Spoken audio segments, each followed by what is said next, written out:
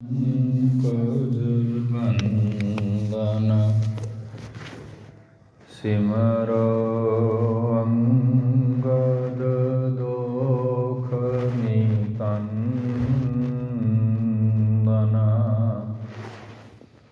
ਅਮਰਦਾਸ ਗੁਰ ਹਿਰਦੈ ਧਿਆਵੋ ਹਿਰਦੈ ਧਿਆਵੋ। ਸ਼੍ਰੀ ਗੁਰੂ ਰਾਮਦਾਸ ਗੁਣ ਗਾਵੋ।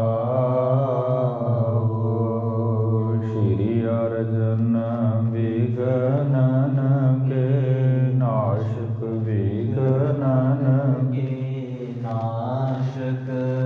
ਹਰਿ ਗੋਬਿੰਦ ਸੁਭ ਸੁਮਤਿ ਪ੍ਰਕਾਸ਼ਕ। ਸ਼੍ਰੀ ਹਰਿ ਰਾਇ ਨਮੋ ਕਰ ਜੋਰੀ ਕਰ ਜੋਰੀ। ਗੁਰੂ ਹਰਿ ਕ੍ਰਿਸ਼ਨ ਮਨਾਏ ਬਹੋਰੀ।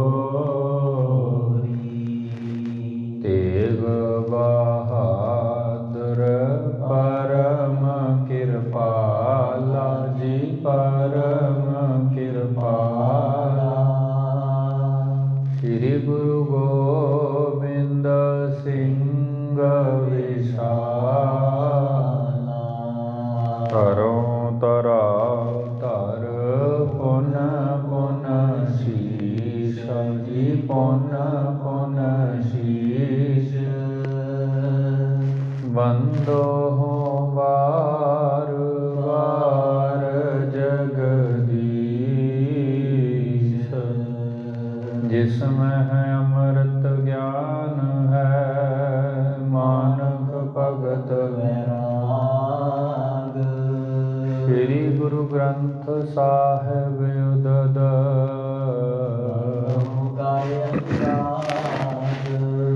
ਇਕ ਓੰਕਾਰ ਸਤਿਗੁਰੂ ਤਹਿ ਪ੍ਰਸਾਦ ਸਚ ਹੋਏ।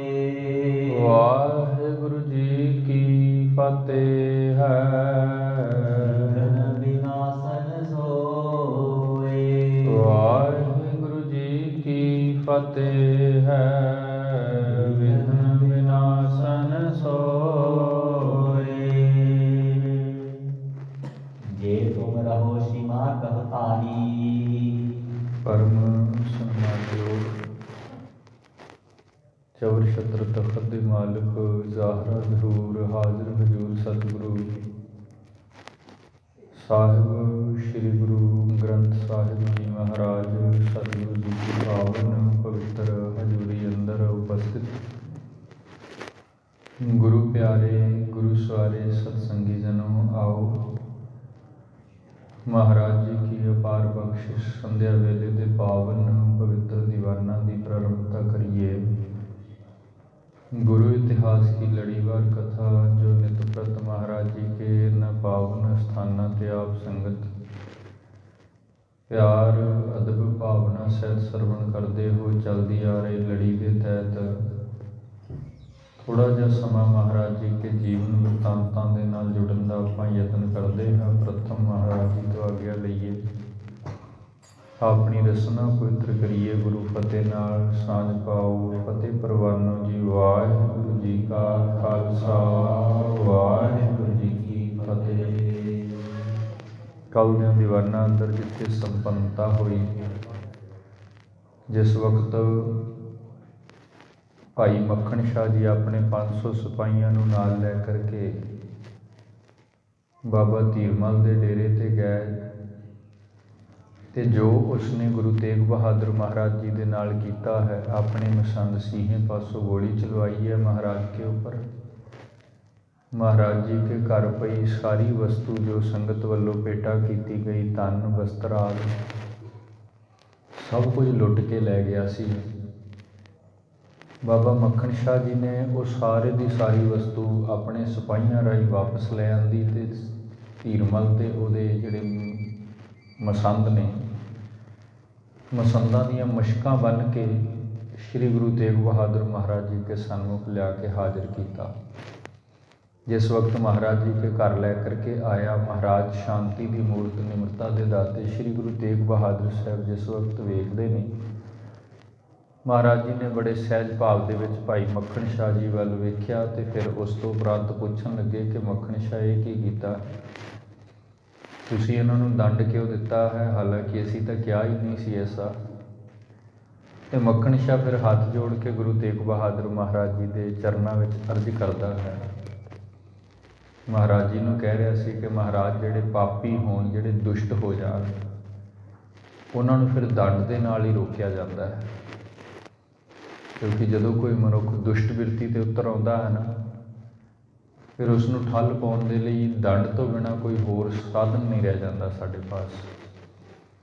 जिवें भाई मक्खण शाह जी अपनी बेनती श्री गुरु तेग बहादुर महाराज जी के चरणों में कर रहे हैं, भाई साहब भाई संतोख सिंह जी लिख रहे हैं कि महाराज आप तो बख्श सकते हो क्योंकि आप बख्शंद हो, लेकिन दुष्ट नूं, पापी नूं बहुत बार बख्शना भी चंगा नहीं हुंदा, घातक सिद्ध हुंदा है। जो तुम करो क्षमा को तारी, सब ही करै अवज्ञा भारी।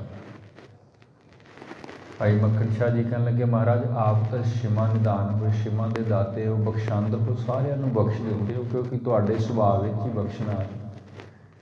परंतु जदों तुसीं इन्हां पापियां नूं हुण बख्श देवोगे तो फिर अगे इस तो वध के, इस तो वड्डी अवज्ञा जिहड़ी है, भाव आप जी की ये बेअदबी जो है ये करनगे जी। दुष्ट कुकर्म करन नित चाहें, जिहड़े दुष्ट हुंदे ने, जिहड़े पापी बिरती दे मालक हुंदे ने, वो हमेशा ही चाहुंदे ने कि एक जिहड़े कुकर्म ने ये करते रहिए, क्योंकि उन्हां दे अंदर ही पाप वस जाता है।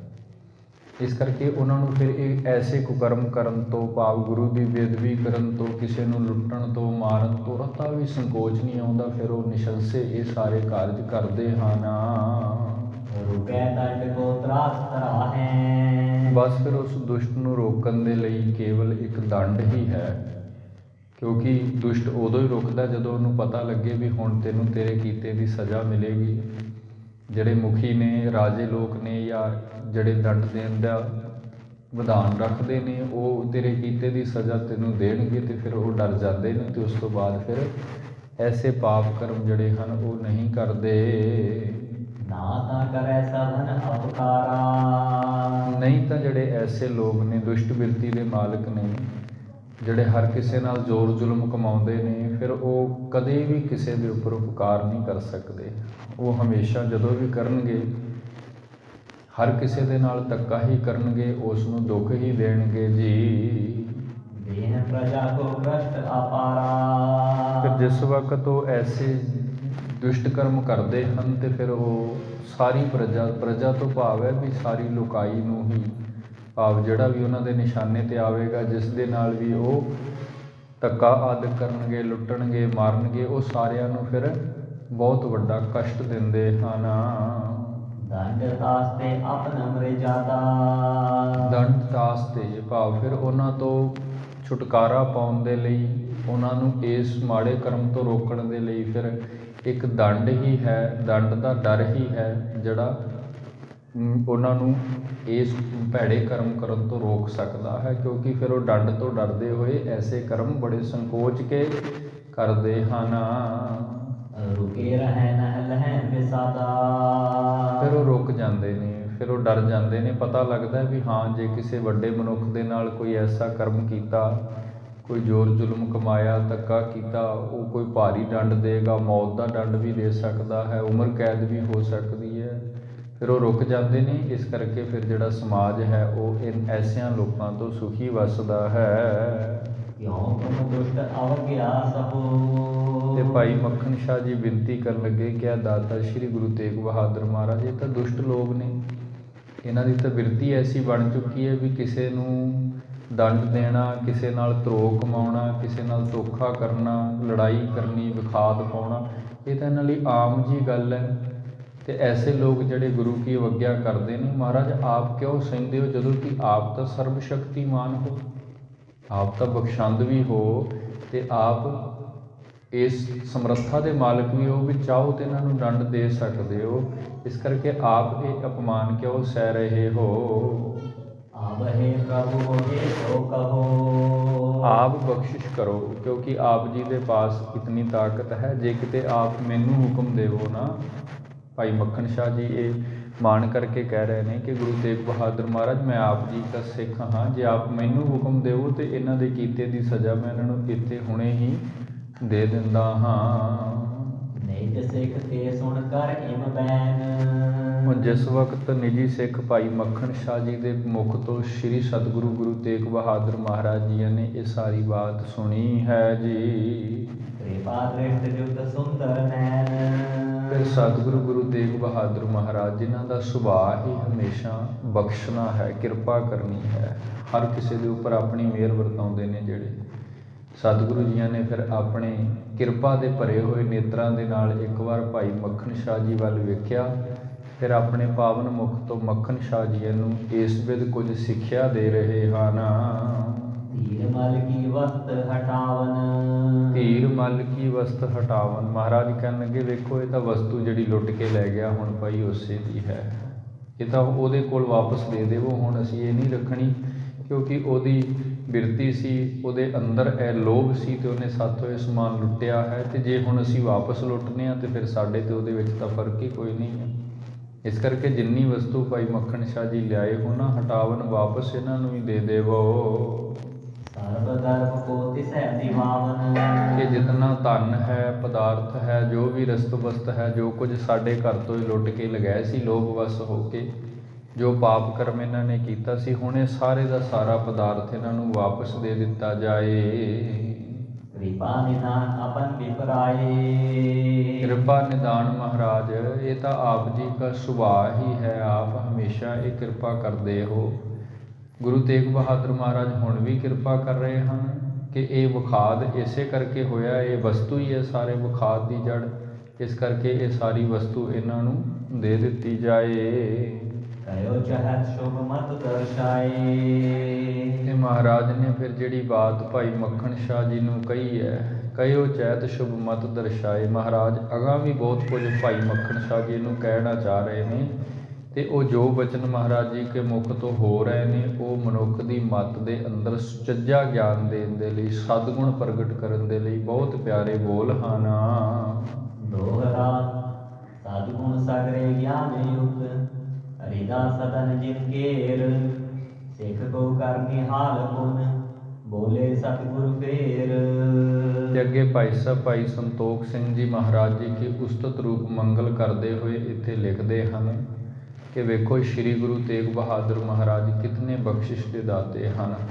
ਭਾਈ ਸਾਹਿਬ ਜੀ ਲਿਖਦੇ ਨੇ ਸਤਿਗੁਣ ਸਗਰੇ ਗਿਆਨ ਯੁਤ।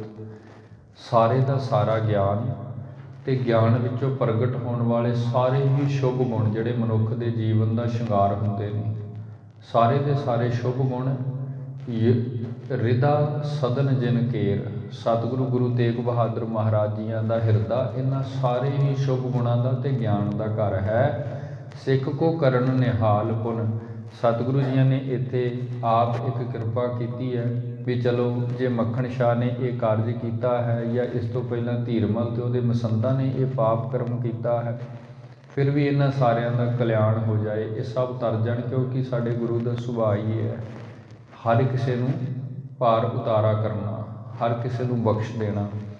ਮਹਾਰਾਜ ਜੀਆਂ ਨੇ ਸਿੱਖ ਨੂੰ ਨਿਹਾਲ ਕਰਨ ਦੇ ਲਈ, ਇਹਨਾਂ ਸਾਰਿਆਂ ਨੂੰ ਬਖਸ਼ਣ ਦੇ ਲਈ ਫਿਰ ਆਪਣੇ ਪਾਵਨ ਮੁਖ ਤੋਂ ਕੁਝ ਬੋਲ ਜਿਹੜੇ ਹਨ ਉਹ ਬੋਲ ਕਰਕੇ ਗਿਆਨ ਬਖਸ਼ ਰਹੇ ਹਨ ਜੀ। ਓ ਮੱਖਣ ਸਿੱਖ ਕਾਨ ਵੈ। ਸੁਣੋ ਵਿਕਾਰ ਜੇ ਪ੍ਰਿੰਦ।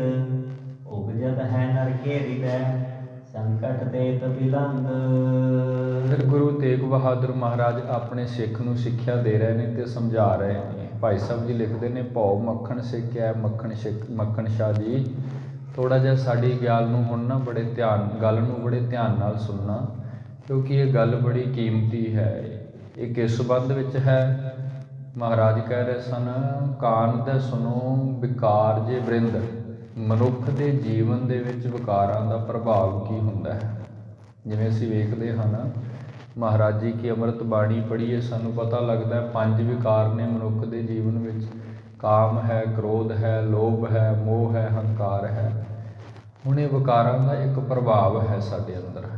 ਪ੍ਰਭਾਵ ਕੀ ਹੈ, ਕਿਵੇਂ ਇਹ ਵਿਕਾਰ ਪੈਦਾ ਹੁੰਦੇ ਨੇ ਅਤੇ ਕਿਵੇਂ ਇਹਨਾਂ ਵਿਕਾਰਾਂ ਦੇ ਅਧੀਨ ਇੱਕ ਮਨੁੱਖ ਆਪਣੀ ਜ਼ਿੰਦਗੀ ਵਿੱਚ ਪਾਪ ਕਰਮਾਂ 'ਤੇ ਉਤਰ ਆਉਂਦਾ ਹੈ।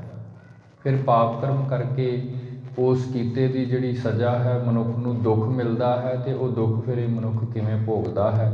ਇਹ ਸਾਰੀ ਵਿਥਿਆ ਸ਼੍ਰੀ ਗੁਰੂ ਤੇਗ ਬਹਾਦਰ ਮਹਾਰਾਜ ਆਪਣੇ ਮੁਖ ਤੋਂ ਕਹਿ ਰਹੇ ਸਨ ਕਿ ਭਾਈ ਮੱਖਣ ਸ਼ਾਹ ਜੀ, ਅਸੀਂ ਇੱਥੇ ਕਿਰਪਾ ਕਰਦੇ ਹੋਏ ਤੁਹਾਨੂੰ ਥੋੜ੍ਹਾ ਜਿਹਾ ਕੁਝ ਗਿਆਨ ਬਖਸ਼ਣਾ ਚਾਹੁੰਦੇ ਹਾਂ ਜਿਹੜਾ ਵਿਕਾਰਾਂ ਦੇ ਸੰਬੰਧ ਵਿੱਚ ਹੈ। ਆਪ ਵੀ ਰਤਾ ਸੁਰਤ ਟਿਕਾ ਕਰਕੇ ਇਹ ਸੁਣਨਾ ਕਰੋ। ਉਪਜਤ ਹੈ ਨਰ ਕੈ ਹਿਰਦੈ, ਸੰਕਟ ਦੇਤ ਬੁਲੰਦ। ਕਿਉਂਕਿ ਇਹ ਵਿਕਾਰ ਹੀ ਨੇ ਜਿਹੜੇ ਸਾਡੇ ਮਨੁੱਖਾ ਹਿਰਦੇ ਦੇ ਵਿੱਚ ਪੈਦਾ ਹੁੰਦੇ ਨੇ। ਫਿਰ ਇਹ ਆਪਣੀ ਖੇਡ ਵਰਤਾਉਂਦੇ ਨੇ ਅਤੇ ਜਿਸ ਵਕਤ ਇਹਨਾਂ ਦੀ ਖੇਡ ਵਰਤਦੀ ਹੈ ਅਤੇ ਇਹ ਮਨੁੱਖ ਜਿਹੜਾ ਹੈ ਇਹਨਾਂ ਦੇ ਹੱਥੇ ਚੜ੍ਹ ਜਾਂਦਾ ਹੈ, ਉਸ ਤੋਂ ਬਾਅਦ ਫਿਰ ਇਹ ਮਨੁੱਖ ਨੂੰ ਬਹੁਤ ਦੁੱਖ ਦਿੰਦੇ ਹਨ, ਮਨੁੱਖ ਤੋਂ ਬਹੁਤ ਪਾਪ ਕਰਮ ਕਰਵਾਉਂਦੇ ਹਨ ਅਤੇ ਫਿਰ ਪਾਪ ਕਰਮ ਦੇ ਵਿੱਚ ਫਸਿਆ ਹੋਇਆ ਮਨੁੱਖ ਸਦੀਵ ਸਾਰੀ ਉਮਰ ਦੁੱਖ ਭੋਗਦਾ ਹੈ ਜੀ। ਜੋ ਪਈ ਸੁਖ ਕੋ ਚਾਹਤ ਤਿਨੋ ਕਰਤ ਹੈ। ਫਿਰ ਅੱਗੇ ਮਹਾਰਾਜ ਜੀ ਨੇ ਆਪਣੇ ਪਾਵਨ ਮੁਖ ਤੋਂ ਇਹ ਗਿਆਨ ਬਖਸ਼ਣਾ ਸ਼ੁਰੂ ਕੀਤਾ ਹੈ। ਗੁਰਦੇਵ ਬੋਲ ਕਰਕੇ ਕਹਿ ਰਹੇ ਨੇ, ਸੁਖ ਕੇ ਚਾਹਤ ਜਿਹਨੂੰ ਕਰਤ ਹੈ। ਕਿ ਵੇਖੋ ਭਾਈ, ਮਨੁੱਖ ਆਪਣੀ ਜੀਵਨ ਦੇ ਅੰਦਰ ਸੁੱਖ ਭੋਗਣ ਦੇ ਲਈ ਅਨੇਕਾਂ ਕਰਮ ਕਰਦਾ ਹੈ, ਪਰ ਉਹ ਕਰਮ ਕਿਵੇਂ ਕਰਦਾ ਹੈ, ਮਨੁੱਖ ਕਿਸ ਢੰਗ ਦੇ ਨਾਲ ਕਰਦਾ ਹੈ। ਮਹਾਰਾਜ ਕਹਿੰਦੇ ਨੇ ਇਹ ਕੀਤੇ ਹੋਏ ਕਰਮ ਹੀ ਕਈ ਵਾਰ ਵਿਕਾਰਾਂ ਦਾ ਰੂਪ ਲੈ ਲੈਂਦੇ ਹਨ। ਇਨਹੀ ਤੇ ਬੜ ਕਸ਼ਟ ਕਰਤ ਹੈ। ਹੁਣ ਜਿਹੜੇ ਸੁੱਖ ਨੂੰ ਭੋਗਣ ਦੇ ਲਈ ਮਨੁੱਖ ਕਰਮ ਕਰਦਾ ਹੈ, ਕਈ ਵਾਰ ਜੇ ਕਿਤੇ ਉਹ ਕਰਮ ਵਿਕਾਰ ਵਸ ਹੋ ਕੇ ਕੀਤੇ ਜਾਣ ਅਤੇ ਫਿਰ ਉਹੀ ਕੀਤੇ ਹੋਏ ਜਿਹੜੇ ਕਰਮ ਹਨ ਉਹ ਮਨੁੱਖ ਦੇ ਲਈ ਦੁੱਖ ਬਣ ਜਾਂਦੇ ਨੇ ਅਤੇ ਉਸੇ ਦੁੱਖਾਂ ਦਾ ਹੀ ਫਿਰ ਮਨੁੱਖ ਸਾਰੀ ਉਮਰ ਕਸ਼ਟ ਭੋਗਦਾ ਹੈ। ਅੱਜ ਤਿੰਦਰੀ ਜੋ ਪਿਖੈ ਸੋ ਸੁਣ ਹੈ।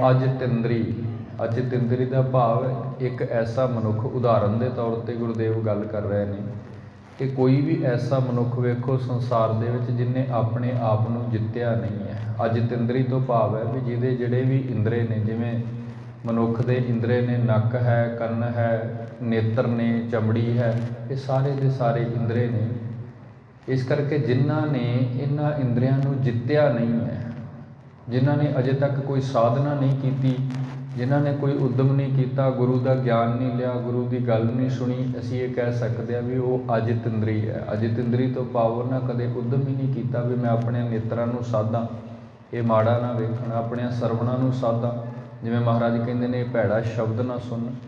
ਇਸ ਕਰਕੇ ਜਿਹੜੇ ਅੱਜ ਤਿੰਦਰੀ ਨੇ, ਐਸੇ ਪੁਰਖ ਜਿਹੜੇ ਹਨ ਸੰਸਾਰ ਵਿੱਚ, ਜਬ ਪਿਖ ਕੈ ਸੁਣ ਹੈ, ਜਦੋਂ ਕਿਤੇ ਉਹ ਕੁਝ ਵੇਖਦੇ ਨੇ ਜਾਂ ਕਿਤੇ ਸੰਸਾਰ ਵਿੱਚ ਕੁਝ ਸੁਣਦੇ ਨੇ, ਐਸੇ ਮਨੁੱਖ ਜਿਹੜੇ ਅਜੇ ਕੋਈ ਸਾਧਨਾ ਨਹੀਂ ਕਰ ਰਹੇ ਹਨ, ਜਿਨ੍ਹਾਂ ਨੇ ਕੋਈ ਉਦਮ ਨਹੀਂ ਕੀਤਾ, ਫਿਰ ਉਹ ਸੰਸਾਰ ਵਿੱਚ ਕੋਈ ਵੀ ਦ੍ਰਿਸ਼ ਵੇਖਣ ਜਾਂ ਕੁਝ ਵੀ ਆਪਣੀਆਂ ਕੰਨਾਂ ਰਾਹੀਂ ਸੁਣਨ ਜੀ। ਕਾਮ ਉਪਾਵਨ ਔਰ ਤਤਸ਼ੀਨ ਹੈ। ਫਿਰ ਜਦੋਂ ਕੋਈ ਮਨੁੱਖ ਆਪਣਿਆਂ ਨੇਤਰਾਂ ਦੇ ਨਾਲ ਕੁਝ ਵੇਖਦਾ ਹੈ, ਜਿਵੇਂ ਉਦਾਹਰਨ ਦੇ ਤੌਰ 'ਤੇ ਅਜੇ ਨੇਤਰ ਸਾਧੇ ਨਹੀਂ ਨੇ, ਕਿਉਂਕਿ ਗੁਰੂ ਕਾ ਗਿਆਨ ਹਿਰਦੇ ਵਿੱਚ ਕਦੇ ਪੜ੍ਹਿਆ ਸੁਣਿਆ ਵਿਚਾਰਿਆ ਨਹੀਂ ਹੈ। ਉਹ ਨੇਤਰਾਂ ਨਾਲ ਦ੍ਰਿਸ਼ ਤਾਂ ਅਸੀਂ ਸਾਰੇ ਹੀ ਵੇਖ ਲੈਂਦੇ ਹਾਂ, ਪਰ ਜੇ ਅੰਦਰ ਗੁਰੂ ਨਹੀਂ ਵਰਤਦਾ, ਸ਼ਬਦ ਨਹੀਂ ਵਰਤਦਾ, ਨੇਤਰਾਂ ਦੀ ਸਾਧਨਾ ਨਹੀਂ ਹੈ, ਅਤੇ ਜੇ ਨੇਤਰਾਂ ਦੀ ਸਾਧਨਾ ਨਹੀਂ ਹੈ ਤਾਂ ਫਿਰ ਇਹ ਜਿਹੜੇ ਨੇਤਰ ਨੇ ਇਹ ਸੰਸਾਰ ਦਾ ਰੂਪ ਨਹੀਂ ਵੇਖਦੇ, ਇਹ ਵਿਕਾਰ ਬਣ ਜਾਂਦੇ ਨੇ। ਕਿਵੇਂ? ਕਿਉਂਕਿ ਨੇਤਰਾਂ ਦੇ ਨਾਲ ਵੇਖਿਆ ਹੋਇਆ ਜਿਹੜਾ ਦ੍ਰਿਸ਼ ਹੈ, ਉਹ ਦ੍ਰਿਸ਼ ਮਨੁੱਖ ਦੇ ਅੰਦਰ ਵਿਕਾਰ ਪੈਦਾ ਕਰਦਾ। ਜਿਵੇਂ ਨੇਤਰਾਂ ਨਾਲ ਮਹਾਰਾਜ ਕਹਿੰਦੇ ਨੇ ਪਰ ਤਨ ਵੇਖਣਾ, ਅਤੇ ਪਰ ਤਨ ਤੋਂ ਫਿਰ ਮਨੁੱਖ ਦੇ ਅੰਦਰ ਇੱਕ ਵਿਕਾਰ ਜਨਮ ਲੈ ਲੈਂਦਾ ਹੈ ਜੀ। ਕੋ ਚਹਨ ਕਹਿਤ ਹੈ ਕਾਮ। ਇੱਥੇ ਗੱਲ ਸਪਸ਼ਟ ਕਰ ਦਿੱਤੀ ਹੈ। ਭਾਈ ਸਾਹਿਬ ਜੀ ਲਿਖ ਰਹੇ ਨੇ, ਗੁਰੂ ਤੇਗ ਬਹਾਦਰ ਸਾਹਿਬ ਮਹਾਰਾਜ ਬੋਲ ਕਰਕੇ ਕਹਿ ਰਹੇ ਸਨ ਕਿ ਨੇਤਰ ਵੇਖਦੇ ਨੇ ਪਰਾਇਆ ਰੂਪ, ਅਤੇ ਪਰਾਇਆ ਰੂਪ ਵੇਖ ਕਰਕੇ ਇਸ ਮਨੁੱਖ ਦੇ ਅੰਦਰ ਕਾਮ ਦਾ ਫੁਰਨਾ ਪੈਦਾ ਹੁੰਦਾ ਹੈ। ਹੁਣ ਜਦੋਂ ਇਹ ਫੁਰਨਾ ਪੈਦਾ ਹੁੰਦਾ ਹੈ, ਮਹਾਰਾਜ ਕਹਿਣ ਲੱਗੇ ਫਿਰ ਵਿਚਾਰ ਕੇ ਵੇਖੋ ਕਿ ਇਹ ਵੇਖਣ ਦੇ ਨਾਲ ਮਨੁੱਖ ਦੇ ਅੰਦਰ ਇੱਕ ਵਿਕਾਰ ਜਿਹੜਾ ਹੈ ਉਸ ਨੇ ਇਸ ਦੇ ਹਿਰਦੇ 'ਤੇ ਆ ਕੇ ਆਪਣਾ ਜ਼ੋਰ ਪਾ ਲਿਆ ਹੈ। ਹੁਣ ਇਹ ਮਨੁੱਖ ਕਾਮ ਦੇ ਵੱਸ ਹੋ ਗਿਆ ਹੈ ਜੀ। ਸਗਲ 430 ਲੱਖ ਨਾਮ। ਫਿਰ ਇਸੇ ਤਰ੍ਹਾਂ ਬਾਕੀ ਦੇ ਸਾਰੇ ਵਿਕਾਰ ਨੇ, ਜਿਵੇਂ ਇੱਕ ਵੇਖਣ ਦੇ ਨਾਲ ਇਹ ਕਾਮ ਪੈਦਾ ਹੁੰਦਾ ਹੈ। ਭਾਈ ਸਾਹਿਬ ਭਾਈ ਸੰਤੋਖ ਸਿੰਘ ਜੀ ਨੇ ਅੱਗੇ ਲਿਖਿਆ, ਗੁਰੂ ਤੇਗ ਬਹਾਦਰ ਸਾਹਿਬ ਜੀ ਕਹਿ ਰਹੇ ਸਨ ਵੀ ਬਾਕੀ ਦੇ ਵੀ ਜਿਹੜੇ ਵਿਕਾਰ ਨੇ ਨਾ, ਉਹ ਵੀ ਇਸੇ ਤਰ੍ਹਾਂ ਕਿਸੇ ਨਾ ਕਿਸੇ ਚਾਹ ਨੂੰ ਲੈ ਕਰਕੇ, ਕਿਸੇ ਇੱਛਾ ਨੂੰ ਲੈ ਕਰਕੇ, ਜੇ ਅਸੀਂ ਸੁਣ ਰਹੇ ਹਾਂ ਕੁਝ, ਹੁਣ ਸੁਣਨ ਦੇ ਨਾਲ ਮਨੁੱਖ ਦੇ ਅੰਦਰ ਕੋਈ ਐਸਾ ਸ਼ਬਦ ਗਿਆ ਅਤੇ ਜਿਸ ਨੇ ਅੰਦਰ ਜਾ ਕੇ ਕਿਸੇ ਵਿਕਾਰ ਨੂੰ ਜਨਮ ਦੇ ਦਿੱਤਾ। ਕੋਈ ਅੱਗੇ ਜੇ ਕਿਸੇ ਵੀ ਤਰ੍ਹਾਂ ਦਾ ਕੋਈ ਵਿਕਾਰ ਜਿਹੜਾ ਹੈ ਉਹ ਮਨੁੱਖ ਦੇ ਅੰਦਰ ਜਦੋਂ ਪੈਦਾ ਹੋ ਗਿਆ, ਉਦੋਂ ਇਸ ਮਨੁੱਖ ਦਾ ਹਿਰਦਾ ਜਿਹੜਾ ਉਹ ਵਿਕਾਰਾਂ ਦੇ ਅਧੀਨ ਹੋ ਗਿਆ। ਹੁਣ ਸਕਲ ਚਾਹ ਸੋ ਪੀ ਲੱਖ ਨਾਮ, ਇਹਦੇ ਭਾਵ ਅਰਥ ਨੇ ਕਿ ਜਦੋਂ ਮਨੁੱਖ ਫਿਰ ਆਪਣੇ ਇਹਨਾਂ ਇੰਦਰੀਆਂ ਦੇ ਰਾਹੀਂ ਇਹਨਾਂ ਵਿਕਾਰਾਂ ਦੇ ਵਸ ਵਿੱਚ ਹੁੰਦਾ ਹੈ, ਅਤੇ ਫਿਰ ਜਦੋਂ ਕਈ ਤਰ੍ਹਾਂ ਦੀਆਂ ਜਿਹੜੀਆਂ ਲੋੜਾਂ ਨੇ ਮਨੁੱਖ ਦੇ ਅੰਦਰ, ਜਦੋਂ ਲੋਭ ਪੈਦਾ ਹੁੰਦਾ ਹੈ ਜਾਂ ਕਾਮ ਕ੍ਰੋਧ ਹੰਕਾਰ ਜਿਹੜੇ ਵਿਕਾਰ ਨੇ ਇਹ ਪੈਦਾ ਹੁੰਦੇ ਹਨ, ਬਹੁਤ ਸਾਰੇ ਤਰੀਕਿਆਂ ਦੇ ਨਾਲ ਜਦੋਂ ਐਸੇ ਵਿਚਾਰ ਮਨੁੱਖ ਦੇ ਅੰਦਰ ਜਾਂਦੇ ਹਨ ਅਤੇ ਫਿਰ ਉਹ ਬਹੁਤ ਸਾਰੇ ਵਿਕਾਰ ਪੈਦਾ ਕਰਦੇ ਹਨ, ਅਤੇ ਉਹਨਾਂ ਸਾਰੇ ਵਿਕਾਰਾਂ ਨੂੰ ਹੀ ਫਿਰ ਅਸੀਂ ਕਾਮਨਾ ਦਾ ਨਾਮ ਦਿੰਦੇ ਹਾਂ। ਜਿਵੇਂ ਇੱਕ ਵੇਖਣ ਨਾਲ ਵਿਕਾਰ ਪੈਦਾ ਹੋਇਆ, ਉਸ ਨੂੰ ਕਿਹਾ ਗਿਆ ਕਾਮ, ਅਤੇ ਜੇ ਕਿਤੇ ਬਾਹਰੀ ਦ੍ਰਿਸ਼ ਕਿਸੇ ਦਾ ਧਨ ਵੇਖ ਕਰਕੇ ਸਾਡੇ ਅੰਦਰ ਲੋਭ ਪੈਦਾ ਹੋ ਗਿਆ ਅਤੇ ਉਹ ਕਾਮਨਾ ਦੇ ਵਿੱਚ ਆ ਗਿਆ। ਇਸ ਕਰਕੇ ਇਹ ਜਿਤਨੇ ਵੀ ਨਾਮ ਫਿਰ ਦਿੱਤੇ ਜਾਂਦੇ ਹਨ, ਲੋੜਾਂ ਨੂੰ ਮੁੱਖ ਰੱਖ ਕੇ ਮਨੁੱਖ ਜਿਸ ਵੀ ਵਿਕਾਰ ਦੇ ਅਧੀਨ ਹੁੰਦਾ ਹੈ ਉਸ ਨੂੰ ਕਾਮਨਾ ਕਹਿੰਦੇ ਹਨ। ਧਨ ਇਸਤਰੀ ਤੇ ਆਦ ਪਦਾਰਥ। ਫਿਰ ਇਸੇ ਤਰ੍ਹਾਂ ਜਿਵੇਂ ਇੱਕ ਵਿਕਾਰ ਹੈ ਵੇਖਣ ਦੇ ਨਾਲ, ਕਾਮ ਦਾ ਵਿਕਾਰ ਪਰ ਇਸਤਰੀ ਦਾ ਰੂਪ ਵੇਖਣ ਨਾਲ, ਅਤੇ ਜਿਹੜੇ ਪਦਾਰਥ ਨੂੰ ਪ੍ਰਾਪਤ ਕਰਨ ਦੇ ਲਈ ਮਨੁੱਖ ਦੇ ਅੰਦਰ ਫੁਰਨੇ ਪੈਦਾ ਹੋ ਗਏ, ਮਹਾਰਾਜ ਕਹਿਣ ਲੱਗੇ ਉਹ ਕਾਮਨਾ ਹੈ। ਬਹੁਤ ਸਾਰੇ, ਕਿਉਂਕਿ ਕਾਮਨਾ ਨੂੰ ਗੁਰਬਾਣੀ ਵਿੱਚ ਤ੍ਰਿਸ਼ਨਾ ਕਿਹਾ ਗਿਆ। ਹੁਣ ਤ੍ਰਿਸ਼ਨਾ ਜਦੋਂ ਚੱਲਦੀ ਹੈ ਫਿਰ ਮਨੁੱਖ ਦੇ ਮਨ ਨੂੰ ਕਿੱਥੇ ਕਿੱਥੇ ਸੁੱਟਦੀ ਹੈ, ਇਹਦਾ ਤਾਂ ਬਹੁਤ ਲੰਬਾ ਚੌੜਾ ਖਲਾਰਾ ਹੈ ਆਪਣੇ ਆਪ ਦੇ ਵਿੱਚ। ਤ੍ਰਿਸ਼ਨਾ ਦੇ ਅਧੀਨ ਹੋਇਆ ਮਨ ਫਿਰ ਕਿਹੜੇ ਕਿਹੜੇ ਕੰਮ ਪਾਪ ਕਰਮ ਕਰਦਾ ਹੈ, ਮਹਾਰਾਜ ਨੇ ਬਹੁਤ ਵੱਡਾ ਵਿਖਿਆਨ ਕੀਤਾ ਆਪਣੀ ਅੰਮ੍ਰਿਤ ਬਾਣੀ ਵਿੱਚ। ਇਸ ਕਰਕੇ ਇਹ ਜਿਹੜਾ ਮਨ ਹੈ ਫਿਰ ਜਦੋਂ ਪਦਾਰਥ ਦੇ ਵਸ ਹੁੰਦਾ ਹੈ, ਫਿਰ ਇਹਦੇ ਅੰਦਰ ਕਾਮਨਾ ਜਨਮ ਲੈਂਦੀ ਹੈ, ਅਤੇ ਕਾਮਨਾ ਦੇ ਅਧੀਨ ਹੋਇਆ ਮਨ ਜਿਹੜਾ ਹੈ ਉਹ ਵਿਕਾਰਾਂ ਦੇ ਵਿੱਚ ਗਰਸਿਆ ਜਾਂਦਾ ਹੈ ਜੀ। ਇੱਕ ਸੁਣ ਲੈ ਪਿਆਤ ਸਵਾਰਥ। ਫਿਰ ਜਦੋਂ ਕਾਮਨਾ ਪੈਦਾ ਹੁੰਦੀ ਹੈ ਫਿਰ ਮਨੁੱਖ ਉਸ ਪਦਾਰਥ ਨੂੰ ਪ੍ਰਾਪਤ ਕਰਨ ਦੇ ਲਈ ਉਦਮੀ ਹੋ ਜਾਂਦਾ, ਯਤਨ ਕਰਦਾ ਹੈ। ਹੁਣ ਯਤਨ ਕਰਨਾ ਕੋਈ ਗਲਤ ਨਹੀਂ ਹੈ ਗੁਰਮੁਖੋ, ਯਤਨ ਕਰਨਾ, ਲੇਕਿਨ ਯਤਨ ਕਰਨ ਦੇ ਵਿੱਚ ਫਿਰ ਅੱਗੇ ਮਨੁੱਖ ਦਾ ਤਰੀਕਾ ਵੇਖਿਆ ਜਾਂਦਾ ਹੈ, ਸਿੱਧੇ ਤਰੀਕੇ ਨਾਲ ਜਾਂ ਅਸਿੱਧੇ ਨਾਲ। ਯਤਨ ਕਰਨਾ ਗਲਤ ਨਹੀਂ ਹੈ, ਪਰੰਤੂ ਜੇ ਪਦਾਰਥ ਨੂੰ ਪ੍ਰਾਪਤ ਕਰਨ ਦੇ ਲਈ, ਕਿਸੇ ਵੀ ਵਸਤੂ ਨੂੰ ਪ੍ਰਾਪਤ ਕਰਨ ਦੇ ਲਈ ਮਨੁੱਖ ਬੇਮਰਿਆਦਾ ਹੋ ਗਿਆ, ਇਹਦਾ ਮਤਲਬ ਇਹ ਹੈ ਵੀ ਹੁਣ ਉਹ ਵਿਕਾਰ ਦੇ ਅਧੀਨ ਹੋ ਗਿਆ, ਹੁਣ ਉਹਦੇ ਅੰਦਰ ਪੂਰਨ ਤੌਰ 'ਤੇ ਉਸ ਵਿਕਾਰ ਦਾ ਕਬਜ਼ਾ ਹੋ ਚੁੱਕਾ। ਜਿਵੇਂ ਕੋਈ ਪਰਾਇਆ ਧਨ ਵੇਖਿਆ, ਸਾਡੇ ਅੰਦਰ ਇੱਛਾ ਪੈਦਾ ਹੋਈ, ਅਸੀਂ ਸੋਚਿਆ ਵੀ ਸਾਨੂੰ ਵੀ ਚਾਹੀਦਾ, ਫਿਰ ਉਹਨੂੰ ਯਤਨ ਪ੍ਰਾਪਤ ਕਰਨ ਦੇ ਲਈ ਯਤਨ ਕੀਤੇ। ਹੁਣ ਯਤਨ ਕਰ ਰਹੇ ਹਾਂ ਪਰੰਤੂ ਸਾਡਾ ਤਰੀਕਾ ਗਲਤ ਹੈ, ਪਰਮਾਰਥ ਦੇ ਅਨੁਸਾਰ, ਧਰਮ ਦੇ ਅਨੁਸਾਰ ਅਸੀਂ ਉਹ ਤਰੀਕਾ ਨਹੀਂ ਅਪਣਾ ਰਹੇ, ਇਸ ਕਰਕੇ ਹੁਣ ਉਹ ਵਿਕਾਰ ਬਣੇਗਾ, ਅਤੇ ਵਿਕਾਰ ਦੇ ਅਧੀਨ ਹੋਇਆ ਮਨੁੱਖ ਫਿਰ ਆਪਣੀ ਜ਼ਿੰਦਗੀ ਦੇ ਵਿੱਚ ਜਦੋਂ ਵੀ ਉਸ ਪਦਾਰਥ ਨੂੰ ਪ੍ਰਾਪਤ ਕਰੇਗਾ, ਉਹ ਪਦਾਰਥ ਇਹਦੇ ਲਈ ਪਾਪ ਕਰਮ ਹੀ ਹੋਏਗਾ, ਕਿਉਂਕਿ ਸਿੱਧੇ ਤਰੀਕੇ ਨਾਲ ਪ੍ਰਾਪਤ ਨਹੀਂ ਕਰੇਗਾ। ਫਿਰ ਲੁੱਟਣ ਦੀ ਨੀਤੀ ਦੇ ਨਾਲ, ਖੋਹਣ ਦੀ ਨੀਤੀ ਦੇ ਨਾਲ, ਚੋਰੀ ਕਰਨ ਦੀ ਨੀਤੀ ਦੇ ਨਾਲ, ਡਾਕਾ ਮਾਰਨ ਦੀ ਨੀਤੀ ਦੇ ਨਾਲ, ਐਸਿਆਂ ਤਰੀਕਿਆਂ ਦੇ ਨਾਲ। ਅਤੇ ਮਹਾਰਾਜ ਇਹ ਤਾਂ ਸਮਝਾ ਰਹੇ ਨੇ ਕਿਉਂਕਿ ਧੀਰਮਲ ਨੇ ਸਭ ਕੁਝ ਲੁੱਟਿਆ ਹੈ ਮਹਾਰਾਜ ਕੇ ਘਰੋਂ। ਇਸ ਕਰਕੇ ਉਸ ਵਿਕਾਰ ਦੇ ਅਧੀਨ ਹੋਇਆ ਮਨੁੱਖ ਫਿਰ ਪਾਪ ਕਰਮ ਦੇ ਵਿੱਚ ਪ੍ਰਵਿਰਤ ਹੋ ਜਾਂਦਾ ਹੈ ਜੀ। ਜਦੋਂ ਕੁਝ ਵੀ ਪ੍ਰਾਪਤ ਕਰਨ ਦੇ ਲਈ ਮਨੁੱਖ ਦੇ ਹਿਰਦੇ ਦੇ ਵਿੱਚ ਇਹ ਕਾਮਨਾਵਾਂ ਪੈਦਾ ਹੁੰਦੀਆਂ ਨੇ, ਇਹ ਇੱਛਾਵਾਂ ਜਾਗਰਤ ਹੁੰਦੀਆਂ ਹਨ, ਫਿਰ ਮਹਾਰਾਜ ਕਹਿਣ ਲੱਗੇ ਇਸ ਤੋਂ ਅੱਗੇ ਇੱਕ ਖੇਡ ਹੋਰ ਵੀ ਵਾਪਰਦੀ ਹੈ ਇਸ ਮਨ ਦੇ ਅੰਦਰ। ਉਹ ਕਿਹੜੀ ਹੈ? ਜਦੋਂ ਮਨੁੱਖ ਦੇ ਅੰਦਰ ਕੋਈ ਕਾਮਨਾ ਪੈਦਾ ਹੋ ਗਈ, ਕਿਸੇ ਪਦਾਰਥ ਨੂੰ, ਕਿਸੇ ਦੇ ਧਨ ਨੂੰ, ਕੋਈ ਵੀ ਵਸਤੂ ਨੂੰ ਲੈਣ ਦੇ ਲਈ ਇੱਛਾ ਪੈਦਾ ਹੋਈ, ਹੁਣ ਮਨੁੱਖ ਨੇ ਉਸ ਨੂੰ ਪ੍ਰਾਪਤ ਕਰਨ ਦੇ ਲਈ ਸਾਰਾ ਯਤਨ ਕੀਤਾ। ਜੇ ਸਿੱਧੇ ਤਰੀਕੇ ਨਾਲ ਪ੍ਰਾਪਤ ਕੀਤੀ ਜਾ ਸਕਦੀ ਹੈ ਤਾਂ ਵੀ ਯਤਨ ਕੀਤਾ, ਜੇ ਸਿੱਧੇ ਤਰੀਕੇ ਨਾਲ ਨਹੀਂ ਮਿਲ ਸਕਦੀ, ਅਸਿੱਧੇ ਦੇ ਨਾਲ, ਕੋਈ ਗਲਤ ਢੰਗ ਦੇ ਨਾਲ, ਤਾਂ ਵੀ ਯਤਨ ਕੀਤਾ। ਪਰੰਤੂ ਜੇ ਅਸਿੱਧੇ ਤਰੀਕੇ ਦੇ ਨਾਲ ਮਨੁੱਖ ਯਤਨ ਕਰ ਰਿਹਾ, ਗਲਤ ਢੰਗ ਨਾਲ ਉਸ ਨੂੰ ਪ੍ਰਾਪਤ ਕਰਨ ਦਾ ਯਤਨ ਕਰ ਰਿਹਾ, ਪਰੰਤੂ ਰਾਹ ਦੇ ਵਿੱਚ ਕਿਸੇ ਨੇ ਕੋਈ ਅੜਿੱਕਾ ਲਾ ਦਿੱਤਾ ਹੈ, ਕੋਈ ਪ੍ਰਤੀਬੰਧ ਲੱਗ ਗਿਆ, ਭਾਵ ਕੋਈ ਵਿੱਚ ਐਸੀ ਅੜਚਨ ਆ ਗਈ ਵੀ ਹੁਣ ਪਹਿਲਾਂ ਤਾਂ ਤਰੀਕਾ ਗਲਤ ਸੀ, ਇਹ ਮਨ ਵਿਕਾਰਾਂ ਵਸ ਹੋ ਕੇ ਪ੍ਰਾਪਤ ਕਰਨ ਦਾ ਯਤਨ ਕਰ ਰਿਹਾ ਸੀ, ਪਰੰਤੂ ਹੁਣ ਵਿੱਚ ਕੋਈ ਐਸਾ ਆ ਕੇ ਅੜ ਗਿਆ ਵੀ ਹੁਣ ਉਸ ਤਰੀਕੇ ਦੇ ਨਾਲ ਵੀ ਇਹ ਵਸਤੂ ਇੱਦਾਂ ਪ੍ਰਾਪਤ ਨਹੀਂ ਹੋ ਸਕਦੀ। ਅਸਿੱਧੇ ਤਰੀਕੇ ਦੇ ਨਾਲ। ਪਹਿਲਾਂ ਤਾਂ ਤਰੀਕਾ ਹੀ ਗਲਤ ਹੈ ਇਸ ਮਨ ਦਾ, ਲੁੱਟ ਦੀ ਨੀਤੀ ਦੇ ਨਾਲ, ਗੁੰਡਾਗਰਦੀ ਦੇ ਨਾਲ, ਚੋਰੀ ਦੀ ਨੀਤੀ ਦੇ ਨਾਲ, ਧੋਖੇ ਦੇ ਨਾਲ ਪ੍ਰਾਪਤ ਕਰ ਰਿਹਾ। ਹੁਣ ਜੇਕਰ ਉਸ ਤਰੀਕੇ ਨਾਲ ਪ੍ਰਾਪਤ ਕਰ ਹੀ ਰਿਹਾ ਹੈ ਤੇ ਫਿਰ ਵੀ ਵਿੱਚ ਕਿਸੇ ਨੇ ਆ ਕਰਕੇ ਪ੍ਰਤੀਬੰਧ ਲਾ ਦਿੱਤਾ, ਰੋਕ ਲਾ ਦਿੱਤੀ ਵੀ ਇੱਦਾਂ ਵੀ ਨਹੀਂ ਤੈਨੂੰ ਐਸੀ ਚੀਜ਼ ਹਥਿਆਉਣ ਦੇਣੀ, ਪ੍ਰਾਪਤ ਕਰਨ ਦੇਣੀ ਜੀ, ਤਬੈ ਕ੍ਰੋਧ ਮਨ ਮਾਹਿ ਉਪਾਵੈ। ਫਿਰ ਕੀ ਹੁੰਦਾ ਹੈ? ਫਿਰ ਇਸ ਤ੍ਰਿਸ਼ਨਾ ਦੇ ਵਿਕਾਰ ਦੇ ਨਾਲ, ਕਾਮਨਾ ਦੇ ਵਿਕਾਰ ਦੇ ਨਾਲ ਇੱਕ ਦੂਜਾ ਵੀ ਆ ਕੇ ਖੜ ਜਾਂਦਾ ਹੈ। ਕੀ ਹੁੰਦਾ? ਫਿਰ ਕ੍ਰੋਧ ਆਉਂਦਾ, ਕਿਉਂਕਿ ਜਦੋਂ ਕਿਤੇ ਸਾਨੂੰ ਸਿੱਧੇ ਤਰੀਕੇ ਨਾਲ ਕੋਈ ਵਸਤੂ ਨਹੀਂ ਮਿਲਦੀ, ਅਸੀਂ ਗਲਤ ਤਰੀਕੇ ਨਾਲ ਯਤਨ ਕਰਦੇ ਹਾਂ, ਫਿਰ ਉੱਥੇ ਵੀ ਕਿਸੇ ਨੇ ਆ ਕੇ ਅੱਗੋਂ ਅੜਿੱਕਾ ਲਾ ਦਿੱਤਾ, ਫਿਰ ਮਨੁੱਖ ਦੇ ਅੰਦਰ ਕ੍ਰੋਧ ਜਨਮ ਲੈਂਦਾ ਹੈ। ਕਿਉਂਕਿ ਆਪਾਂ ਵੈਸੇ ਵੀ ਵੇਖਦੇ ਹਾਂ ਆਪਣੇ ਮਨ ਦੀ ਜਿਹੜੀ ਹਾਲਾਤ ਹੈ, ਜੇ ਕਿਤੇ ਥੋੜ੍ਹਾ ਜਿਹਾ ਟੇਕ ਕੇ ਧਿਆਨ ਲਾ ਕੇ ਇਹਦੇ ਫੁਰਨਿਆਂ ਨੂੰ ਅਸੀਂ ਵਾਚਣ ਦਾ ਯਤਨ ਕਰਾਂਗੇ ਨਾ, ਤੇ ਸਭ ਕੁਝ ਸਾਡੇ ਅੰਦਰ ਪਿਆ ਚੱਲਦਾ ਹੈ। ਅਸੀਂ ਕਿਸੇ ਵੀ ਵਸਤੂ ਨੂੰ, ਕਿਸੇ ਵੀ ਇੱਛਾ ਨੂੰ ਪੂਰੀਆਂ ਕਰਨ ਦੇ ਲਈ ਯਤਨ ਕਰਦੇ ਹਾਂ, ਪਰੰਤੂ ਜੇ ਕਿਤੇ ਉਹ ਸਾਡੀ ਇੱਛਾ ਪੂਰੀ ਨਾ ਹੋਵੇ, ਫਿਰ ਨਾਲ ਦੀ ਨਾਲ ਹੀ ਮਨੁੱਖ ਦੇ ਅੰਦਰ ਕ੍ਰੋਧ ਜਨਮ ਲੈ ਲੈਂਦਾ ਹੈ। ਫਿਰ ਮਨੁੱਖ ਪਹਿਲਾਂ ਤਾਂ ਇੱਕ ਵਿਕਾਰ ਦੇ ਅਧੀਨ ਸੀ, ਹੁਣ ਦੋ ਬਣ ਗਏ ਨੇ, ਤੇ ਦੋਵੇਂ ਹੀ ਆਪਣੇ ਢੰਗ ਦੇ ਨਾਲ ਇਸ ਹਿਰਦੇ 'ਤੇ ਬਹੁਤ ਡੂੰਘਾ ਅਸਰ ਪਾਉਂਦੇ ਹਨ। ਕ੍ਰਿਤਾ ਕ੍ਰਿਤ ਨਾ ਪੁਨ ਚਿਤ ਆਵੈ। ਫਿਰ ਜਦੋਂ ਕ੍ਰੋਧ ਜਨਮ ਲੈ ਲੈਂਦਾ ਹੈ, ਫਿਰ ਮਹਾਰਾਜ ਕਹਿਣ ਲੱਗੇ ਕ੍ਰਿਤਾ ਕ੍ਰਿਤ ਨਾ ਪੁਨ ਚਿਤ ਆਵੈ। ਕ੍ਰਿਤਾ ਕ੍ਰਿਤ ਦੇ ਅਰਥ ਹੁੰਦੇ ਨੇ ਕੰਮ ਕਰਨ ਦਾ ਸਹੀ ਤਰੀਕਾ ਤੇ ਕੰਮ ਕਰਨ ਦਾ ਗਲਤ ਤਰੀਕਾ। ਕੋਈ ਵੀ ਵਸਤੂ ਪ੍ਰਾਪਤ ਕਰਨ ਦਾ ਸਹੀ ਢੰਗ ਤੇ ਕੋਈ ਵੀ ਵਸਤੂ ਪ੍ਰਾਪਤ ਕਰਨ ਦਾ ਗਲਤ ਤਰੀਕਾ। ਜਿਵੇਂ ਉਦਾਹਰਨ ਦੇ ਤੌਰ 'ਤੇ ਬਹੁਤ ਵੇਖ ਸਕਦੇ ਹਾਂ ਅਸੀਂ ਸੰਸਾਰ ਵਿੱਚ, ਕੋਈ ਵਸਤੂ ਕਿਸੇ ਤੋਂ ਲੈਣੀ ਹੈ, ਪਿਆਰ ਨਾਲ ਬੇਨਤੀ ਕੀਤੀ ਜਾ ਸਕਦੀ ਹੈ, ਮੁੱਲ ਦੇ ਕੇ ਲਈ ਜਾ ਸਕਦੀ ਹੈ, ਜੋ ਵੀ ਲੋੜ ਹੈ, ਪਰੰਤੂ ਜੇ ਉਹ ਸੰਭਵ ਨਹੀਂ, ਫਿਰ ਅਸੀਂ ਵੇਖਦੇ ਹਾਂ ਵੀ ਚਲੋ ਕੋਈ ਆਪਣੀ ਤਾਕਤ ਦੇ ਨਾਲ ਰਾਹ ਵਿੱਚ ਲੁੱਟੀਏ, ਅੱਗੇ ਪਿੱਛੇ ਚੋਰੀ ਕਰੀਏ, ਜੋ ਵੀ ਕਰੀਏ। ਇਹ ਕ੍ਰਿਤਾ ਕ੍ਰਿਤ, ਸਹੀ ਤਰੀਕਾ ਤੇ ਗਲਤ ਤਰੀਕਾ। ਹੁਣ ਜਿਸ ਗਲਤ ਤਰੀਕੇ ਨਾਲ ਵੀ ਕੰਮ ਸਿੱਧ ਨਹੀਂ ਹੋਇਆ, ਫਿਰ ਮਨੁੱਖ ਨੂੰ ਇਹ ਹੁੰਦਾ ਹੈ ਵੀ ਹੁਣ ਕ੍ਰੋਧ ਕਰਕੇ ਇਹਨੂੰ ਪਾਰ ਬੁਲਾਇਆ ਜਾਵੇ। ਜਿਵੇਂ ਧੀਰਮਲ ਨੇ ਸ਼੍ਰੀ ਗੁਰੂ ਤੇਗ ਬਹਾਦਰ ਮਹਾਰਾਜ ਜੀ 'ਤੇ ਹਮਲਾ ਕੀਤਾ, ਗੁਰਦੇਵ ਕਹਿਣ ਲੱਗੇ ਕ੍ਰਿਤਾ ਕ੍ਰਿਤ ਨਾ ਪੁਨ ਚਿਤ ਆਵੈ। ਤੇ ਜਦੋਂ ਕਿਤੇ ਮਨ ਦੇ ਵਿੱਚ ਕ੍ਰੋਧ ਵਿਕਾਰ ਪੈਦਾ ਹੋ ਗਿਆ ਹੋਵੇ ਤੇ ਉਧਰੋਂ ਕੋਈ ਵਸਤੂ ਪ੍ਰਾਪਤ ਕਰਨੀ ਹੋਵੇ, ਫਿਰ ਮਹਾਰਾਜ ਕਹਿਣ ਲੱਗੇ ਕੰਮ ਕਰਨ ਦੀ ਸਹੀ ਵਿਧੀ ਤੇ ਗਲਤ ਤਰੀਕਾ, ਇਹਨੂੰ ਕੁਝ ਚੇਤਾ ਨਹੀਂ ਰਹਿ ਜਾਂਦਾ, ਫਿਰ ਸਭ ਕੁਝ ਕ੍ਰੋਧ ਦੇ ਵਿੱਚ ਖਤਮ ਹੋ ਜਾਂਦਾ, ਗਲ ਜਾਂਦਾ। ਫਿਰ ਮਨੁੱਖ ਦੇ ਅੰਦਰ ਜੋ ਭਾਵ ਹੈ, ਭਾਵ ਕ੍ਰੋਧ ਵਸ ਹੋ ਕੇ ਮਨੁੱਖ ਕਿਸੇ ਨੂੰ ਮਾਰਨ ਤੱਕ ਵੀ ਉਤਾਰੂ ਹੋ ਜਾਂਦਾ ਹੈ ਜੀ।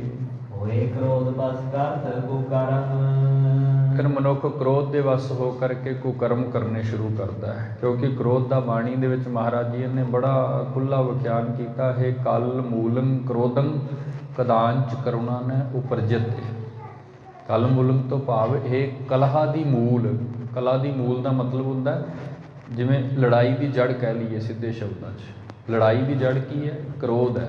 ਜਦੋਂ ਮਨੁੱਖ ਦੇ ਅੰਦਰ ਇਹ ਵਿਕਾਰ ਪੈਦਾ ਹੋਇਆ, ਉਦੋਂ ਹੀ ਇਸ ਵਿਕਾਰ ਨੇ ਮਨੁੱਖ ਦੀ ਸੁਰਤ ਭਟਕਾ ਦਿੱਤੀ, ਇਹਦੀ ਮੱਤ ਮਾਰ ਦਿੱਤੀ। ਪਰ ਇਹ ਪੈਦਾ ਕਿਉਂ ਹੋਇਆ? ਪੈਦਾ ਉਦੋਂ ਹੋਇਆ ਕੁਛ ਅਸੀਂ ਕਰਨਾ ਚਾਹ ਰਹੇ ਸੀ, ਲੇਕਿਨ ਕਿਸੇ ਨੇ ਉਹਦੇ ਵਿੱਚ ਕੋਈ ਅੜਿੱਕਾ ਪਾਇਆ, ਜਾਂ ਸਾਡਾ ਆਪਣਾ ਵੀ ਕੋਈ ਕਰਮ ਉਹਦੇ ਵਿੱਚ ਅੜਿਆ ਤੇ ਉਹ ਸਾਡਾ ਕੰਮ ਪੂਰਾ ਨਹੀਂ ਹੋਇਆ। ਉਦੋਂ ਮਨੁੱਖ ਦੇ ਅੰਦਰੋਂ ਕ੍ਰੋਧ ਨੇ ਜਨਮ ਲਿਆ। ਕਿਉਂਕਿ ਇੱਦਾਂ ਮਨ ਦਾ ਇੱਕ ਬੜਾ ਡੂੰਘਾ ਵਿਖਿਆਨ ਹੈ, ਬਾਣੀ ਕੇ ਅੰਦਰ ਵੀ ਹੈ। ਕਾਮਨਾ ਉੱਠਦੀ ਹੈ, ਕਾਮਨਾ ਦੀ ਪੂਰਤੀ ਹੋ ਜਾਏ, ਮਨੁੱਖ ਦੇ ਅੰਦਰ ਮੋਹ ਜਨਮ ਲੈਂਦਾ ਹੈ। ਕਾਮਨਾ ਦੀ ਪੂਰਤੀ ਨਾ ਹੋਵੇ, ਮਨੁੱਖ ਦੇ ਅੰਦਰ ਕ੍ਰੋਧ ਜਨਮ ਲੈਂਦਾ ਹੈ। 5 ਵਿਕਾਰ ਨੇ, ਜਿਹਦੇ ਵਿੱਚੋਂ 2 ਵਿਕਾਰ ਮਨੁੱਖ ਦੀਆਂ ਕਾਮਨਾਵਾਂ ਦੀਆਂ ਪੂਰਤੀ ਦੇ ਉੱਤੇ ਚੱਲਦੇ ਨੇ। ਜੇ ਕਾਮਨਾਵਾਂ ਪੂਰੀਆਂ ਹੋ ਜਾਣ, ਫਿਰ ਕ੍ਰੋਧ ਮੋਹ ਜਨਮ ਲੈਂਦਾ। ਜੇ ਕਾਮਨਾਵਾਂ ਪੂਰੀਆਂ ਨਾ ਹੋਣ, ਫਿਰ ਕ੍ਰੋਧ ਜਨਮ ਲੈਂਦਾ। ਲੇਕਿਨ ਜਿਹੜੇ ਬਾਕੀ ਦੇ 3 ਵਿਕਾਰ ਨੇ, ਕਾਮ ਹੈ, ਲੋਭ ਹੈ, ਹੰਕਾਰ ਹੈ, ਇਹਨਾਂ ਦਾ ਸਿੱਧੇ ਤੌਰ 'ਤੇ ਮਨੁੱਖ ਦੇ ਮਨ 'ਤੇ ਪ੍ਰਭਾਵ ਹੁੰਦਾ ਹੈ।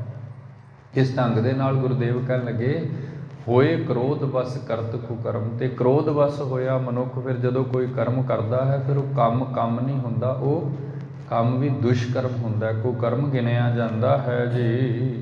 ਬੋਧ ਸਭ ਨਾਸੈ ਤਿਆਗੈ ਧਰਮ। ਕਿਉਂਕਿ ਕ੍ਰੋਧ ਵਸ ਹੋਇਆ ਜਿਹੜਾ ਮਨੁੱਖ ਹੈ, ਉਹ ਕਦੀ ਠੀਕ ਫੈਸਲਾ ਨਹੀਂ ਜੇ ਲੈ ਸਕਦਾ। ਆਪਨੇ ਵੇਖਿਆ ਹੋਣਾ ਸੰਸਾਰ ਦੇ ਵਿੱਚ ਵਿਚਰਦਿਆਂ ਕ੍ਰੋਧੀ ਮਨੁੱਖ ਜਿਸ ਵਕਤ ਕਿਸੇ 'ਤੇ ਕ੍ਰੋਧ ਕਰਦਾ ਉਹਨੂੰ ਕੁਝ ਪਤਾ ਨਹੀਂ ਲੱਗਦਾ ਵੀ ਕੋਈ ਵੱਡਾ ਹੈ, ਕੋਈ ਛੋਟਾ ਹੈ, ਕੋਈ ਅਹੁਦੇਦਾਰ ਹੈ ਜਾਂ ਕੋਈ ਸਿਆਣਾ ਮਨੁੱਖ। ਉਹ ਆਪਣੀ ਫਿਰ ਗੁੱਸੇ ਦੇ ਵੇਗ ਦੇ ਅੰਦਰ ਕ੍ਰੋਧ ਵਿੱਚ ਪਤਾ ਨਹੀਂ ਕੀ ਕੀ ਕੁਝ ਬੋਲ ਦਿੰਦਾ। ਜੇ ਜ਼ਿਆਦਾ ਕਿਤੇ ਵੱਧ ਜਾਏ ਤਾਂ ਕਈ ਵਾਰ ਉਹਨੂੰ ਕੁਝ ਮਾਰ ਵੀ ਦਿੰਦਾ। ਹੋਰ ਬਹੁਤ ਸਾਰੇ ਐਸੇ ਮਾੜੇ ਕੰਮ ਨੇ ਜਿਹੜੇ ਮਨੁੱਖ ਕ੍ਰੋਧ ਵਿੱਚ ਆ ਕੇ ਕਰ ਬੈਠਦਾ ਹੈ। ਮਹਾਰਾਜ ਕਹਿੰਦੇ ਕ੍ਰੋਧ ਵਿੱਚ ਆ ਕੇ ਮਨੁੱਖ ਆਪਣੀ ਬੁੱਧੀ ਦਾ ਹੀ ਸੱਤਿਆਨਾਸ਼ ਕਰ ਲੈਂਦਾ, ਕਿਉਂਕਿ ਵਿਦਵਾਨ ਸੱਜਣ ਕਹਿੰਦੇ ਨੇ ਕ੍ਰੋਧ ਵਿੱਚ ਸਭ ਤੋਂ ਪਹਿਲਾਂ ਬੁੱਧੀ ਸੜਦੀ ਹੈ। ਅਤੇ ਬੁੱਧੀ ਦਾ ਕੰਮ ਕੀ ਹੁੰਦਾ? ਮਨੁੱਖ ਦੇ ਲਈ ਠੀਕ ਅਤੇ ਗਲਤ ਦਾ ਫੈਸਲਾ ਕਰਨਾ। ਸਹੀ ਕੀ ਹੈ, ਗਲਤ ਕੀ ਹੈ, ਇਹ ਸਾਰੇ ਦਾ ਸਾਰਾ ਕੰਮ ਸਾਡੀ ਜਿਹੜੀ ਬੌਧਿਕ ਸ਼ਕਤੀ ਹੈ, ਬੁੱਧੀ ਜਿਹਨੂੰ ਅਸੀਂ ਕਹਿੰਦੇ ਹਾਂ, ਉਹ ਕਰਦੀ ਹੈ। ਪਰੰਤੂ ਕ੍ਰੋਧ ਦੇ ਪੈਦਾ ਹੁੰਦਿਆਂ, ਇਸ ਵਿਕਾਰ ਦੇ ਮਨੁੱਖ ਦੇ ਅੰਦਰ ਆਉਂਦਿਆਂ ਹੀ ਇਹ ਤਾਕਤ ਸੜ ਕੇ ਉਸ ਵਕਤ ਨਾਸ਼ ਹੋ ਜਾਂਦੀ ਹੈ ਅਤੇ ਮਨੁੱਖ ਤਿਆਗ ਹੈ ਧਰਮ ਆਪਣਾ। ਫਿਰ ਜਿਹੜਾ ਇਸ ਜੀਵਨ ਦਾ ਧਰਮ ਹੈ, ਮਨੁੱਖ ਦੇ ਜਿਹੜੀ ਮਰਿਆਦਾ ਹੈ, ਉਹ ਸਾਰੀ ਤਿਆਗ ਦਿੰਦਾ ਹੈ। ਜਦੋਂ ਵੀ ਕਿਸੇ ਮਨੁੱਖ ਦੇ ਹਿਰਦੇ ਦੇ ਵਿੱਚ ਕ੍ਰੋਧ ਪੈਦਾ ਹੁੰਦਾ ਹੈ ਅਤੇ ਉਹ ਇਤਨੀ ਤੇਜ਼ੀ ਦੇ ਨਾਲ, ਇੰਨੇ ਜ਼ੋਰ ਦੇ ਅੰਦਰ ਪੈਦਾ ਹੁੰਦਾ ਹੈ ਜੀ। ਮਹਾਰਾਜ ਕਹਿਣ ਲੱਗੇ ਕ੍ਰੋਧ ਵਸ ਹੋਇਆ ਮਨੁੱਖ ਐਸਾ ਕਿਹੜਾ ਪਾਪ ਹੈ ਫਿਰ ਜਿਹੜਾ ਕਰਦਾ ਨਹੀਂ ਹੈ। ਇਹ ਤਾਂ ਆਪਾਂ ਵੇਖੀ ਬੈਠੇ ਹੋਵਾਂਗੇ ਜ਼ਿੰਦਗੀ ਦੇ ਵਿੱਚ। ਕ੍ਰੋਧੀ ਮਨੁੱਖ ਕ੍ਰੋਧ ਵਿੱਚ ਆਇਆ ਅਤੇ ਉਹ ਪਾਪ ਕਰ ਬੈਠਾ। ਫਿਰ ਜਿਨ੍ਹਾਂ ਪਾਪਾਂ ਨੂੰ ਲੈ ਕੇ ਸਾਰੀ ਜ਼ਿੰਦਗੀ ਉਹਨੂੰ ਜੇਲ੍ਹਾਂ ਵਿੱਚ ਰੁਲਣਾ ਪਿਆ, ਪਛਤਾਉਣਾ ਪਿਆ, ਦੁਖੀ ਹੋਣਾ ਪਿਆ ਵੀ ਜਦੋਂ 1 ਮਿੰਟ ਮੈਂ ਕ੍ਰੋਧ ਨੂੰ ਕੰਟਰੋਲ ਕਰ ਲੈਂਦਾ ਅਤੇ ਆਹ ਸਾਰੀ ਜ਼ਿੰਦਗੀ ਮੈਨੂੰ ਦੁੱਖ ਨਾ ਮਿਲਦਾ। ਇਸ ਕਰਕੇ ਕ੍ਰੋਧ ਦੇ ਵਿੱਚ ਕਿਹੜਾ ਐਸਾ ਪਾਪ ਹੈ, ਸ਼੍ਰੀ ਗੁਰੂ ਤੇਗ ਬਹਾਦਰ ਮਹਾਰਾਜ ਕਹਿ ਰਹੇ ਸਨ, ਜਿਹੜਾ ਮਨੁੱਖ ਨਹੀਂ ਕਰਦਾ ਹੈ। ਅਤੇ ਵੇਖੋ ਇਹ ਗੱਲ ਸ਼ੁਰੂ ਕਿੱਥੋਂ ਹੋ ਰਹੀ ਹੈ? ਕਾਮਨਾ ਤੋਂ। ਕਾਮਨਾ ਪੈਦਾ ਹੋਈ ਹੈ, ਲੋਭ ਪੈਦਾ ਹੁੰਦਾ, ਪੂਰਤੀ ਦੇ ਲਈ ਮਨੁੱਖ ਯਤਨ ਕਰਦਾ ਹੈ। ਜਦੋਂ ਪੂਰਤੀ ਨਹੀਂ ਹੁੰਦੀ ਫਿਰ ਕ੍ਰੋਧ ਆਉਂਦਾ। ਕ੍ਰੋਧ ਵਸ ਹੋ ਕੇ ਫਿਰ ਮਨੁੱਖ ਪਾਪ ਕਰਮ ਸ਼ੁਰੂ ਕਰ ਦਿੰਦਾ ਹੈ ਜੀ। ਮਾਤਾ ਪਿਤਾ ਗੁਰਦੇਵ ਮਹਾਨੇ। ਅਤੇ ਕ੍ਰੋਧ ਵਸ ਹੋਇਆ ਜਿਹੜਾ ਮਨੁੱਖ ਹੁੰਦਾ ਹੈ, ਫਿਰ ਉਹਨੂੰ ਆਪਣੀਆਂ ਰਿਸ਼ਤਿਆਂ ਦੀਆਂ ਕਦਰਾਂ ਕੀਮਤਾਂ ਦਾ ਵੀ ਪਤਾ ਨਹੀਂ ਰਹਿ ਜਾਂਦਾ। ਕਿਉਂਕਿ ਸੰਸਾਰ ਵਿੱਚ ਸਭ ਤੋਂ ਵੱਡਾ ਰਿਸ਼ਤਾ ਹੈ ਸਾਡੇ ਮਾਂ ਪਿਓ ਦਾ, ਜਿਨ੍ਹਾਂ ਨੇ ਸਾਨੂੰ ਪਾਲਿਆ ਹੈ, ਸੰਭਾਲਿਆ ਹੈ। ਅਤੇ ਉਸ ਤੋਂ ਸਿਰਮੌਰ ਰਿਸ਼ਤਾ ਹੈ ਸਾਡਾ ਸਾਡੇ ਗੁਰੂ ਦੇ ਨਾਲ। ਗੁਰਦੇਵ ਜਿਹੜੇ ਸਾਨੂੰ ਜ਼ਿੰਦਗੀ ਨੂੰ ਸੁਚੱਜੇ ਢੰਗ ਦੇ ਨਾਲ ਜੀਣ ਦੇ ਲਈ ਆਪਣਾ ਅਗੰਮੀ ਗਿਆਨ ਬਖਸ਼ਦੇ ਨੇ, ਸਾਡਾ ਜੀਵਨ ਸਵਾਰਦੇ ਨੇ, ਸਾਨੂੰ ਮੱਤ ਦਿੰਦੇ ਨੇ। ਕ੍ਰੋਧੀ ਮਨੁੱਖ ਫਿਰ ਨਾ ਮਾਂ ਦੀ ਸ਼ਰਮ ਕਰਦਾ ਹੈ, ਨਾ ਪਿਓ ਦੀ ਸ਼ਰਮ ਕਰਦਾ ਹੈ, ਅਤੇ ਨਾ ਹੀ ਗੁਰੂ ਦੀ ਲੱਜਿਆ ਰਹਿੰਦੀ ਹੈ।